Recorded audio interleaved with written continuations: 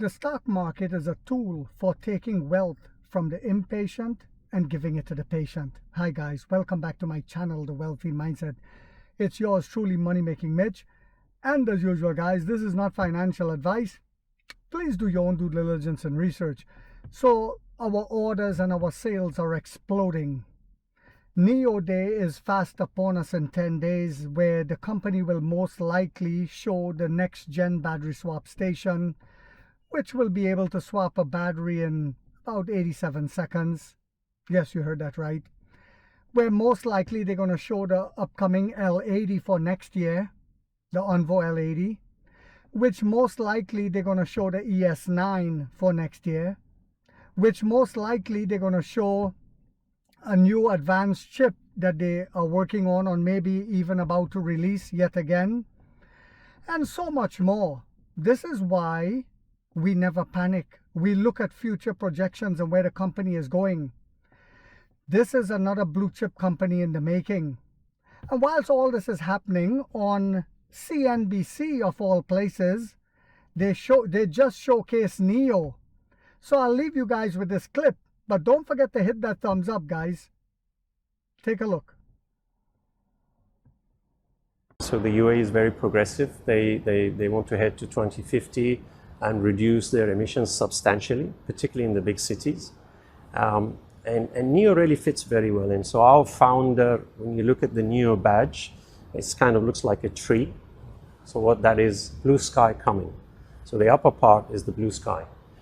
And I can tell you my personal story going to Shanghai maybe 22 years ago.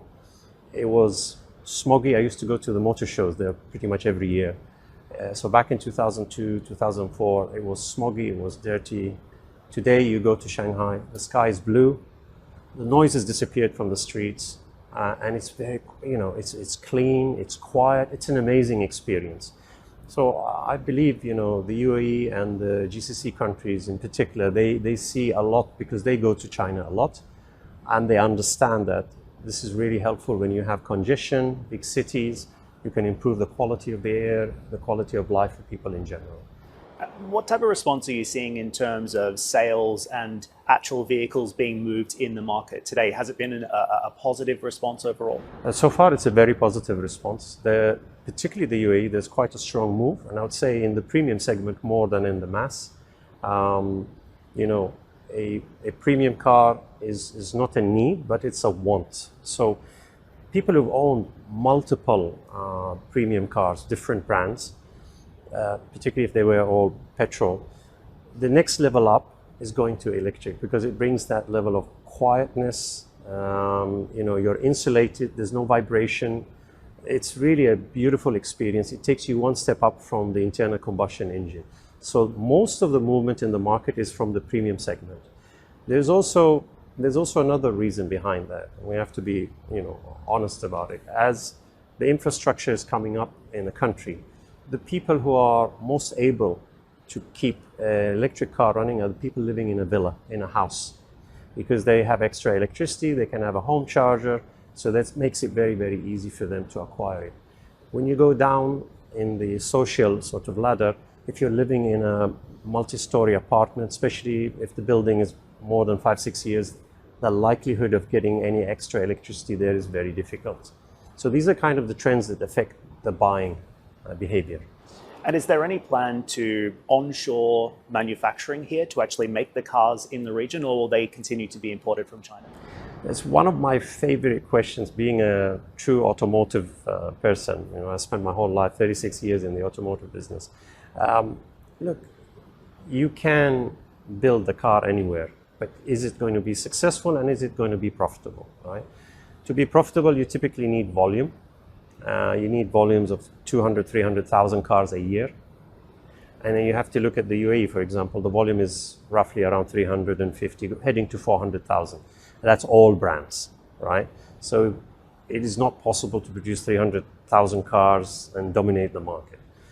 The other thing you need source of supply, OEM suppliers of components, computers, glass, electrics, etc., etc.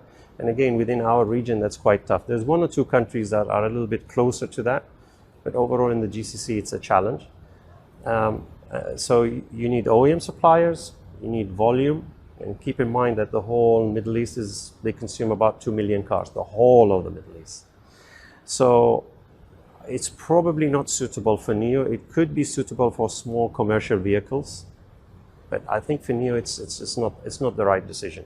But then again, this is not my this would be something up to the higher levels of management.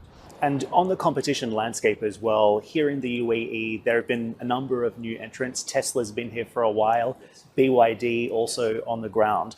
Do you have a target for what type of market share you'd like to capture in the next 12 months? Because you say you're going to be aggressive on the ground here. Yes. Just how aggressive are you going to be? So our target is to be number 3 in the premium electric market. And it's a little bit difficult to define because not all the electric brands are premium. Some are aspiring to become premium, but we want to be a minimum of number 3 in the next 2-3 years. And then we'll readjust our targets again. Just broadly on the business as well, what does success look like in the UAE in the next year? And as you continue to roll out and expand across the region, what's the end goal here? Look, the end goal is to work with the community overall, that we can reduce emissions, reduce noise, and improve the quality of life. So as I keep saying, the founder's view of the brand is blue sky coming. So it's really about improving the quality of where we live. That's kind of where we want to go.